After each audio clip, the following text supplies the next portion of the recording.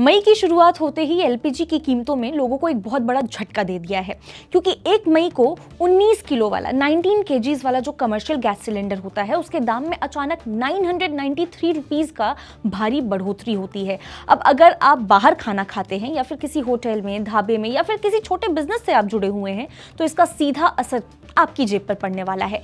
दिल्ली में अगर इसकी कीमत को हम समझें 2078.50 से बढ़कर के 3071.50 यहाँ पे हो चुका है। मुंबई की बात करें तो 2031 से बढ़कर के 3024 तक ये कीमत पहुंच चुकी है, यानी कि बाहर का खाना अब और महंगा पड़ सकता है आपको।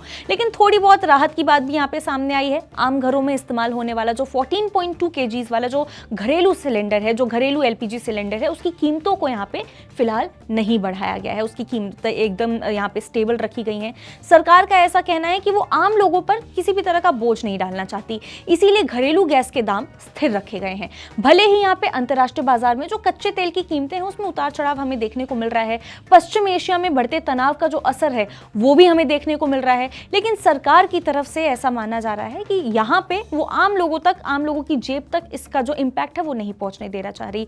पेट्रोल और डीजल की कीमतों में भी अभी कोई किसी भी तरह का बदलाव नहीं किया गया है सरकार की तरफ से, जिससे थोड़ी स्थिरता बनी हुई है। सरकार का यह भी कहना है कि देश में एलपीजी, पीएनजी और सीएनजी की जो सप्लाई है वो पूरी तरह से सामान्य है, जितना होना चाहिए उतना ही है। लोगों की जरूरतों से ज्यादा यहाँ पे उपलब्धता सुनिश्चित की जा रही है, यानी कि जितनी डिमांड है उससे ज्यादा यहाँ पे सप्लाई रखी जा रही है। इसके अलावा कालाबाजारी पर लगाम लगाने के लिए सख्त कदम भी उठाए जा रहे हैं। अब तक 2300 से ज्यादा छापेमारी की जा चुकी है। जो भी गड़बड़ी करता हुआ पाया जा रहा है उसके खिलाफ कड़ी कार्रवाई भी की जा रही है। यानी सरकार एक तरफ कीमतों को यहाँ पे काफी हद तक संतुलन रखने की उसमें कोशिश कर रही है, संतुलित रखने की कोशिश कर रही है, और दूसरी तरफ सिस्टम को भी साफ रखने में जुटी हुई है। आप इस बारे में क्या सोचते हैं? आप कमेंट कर सकते हैं।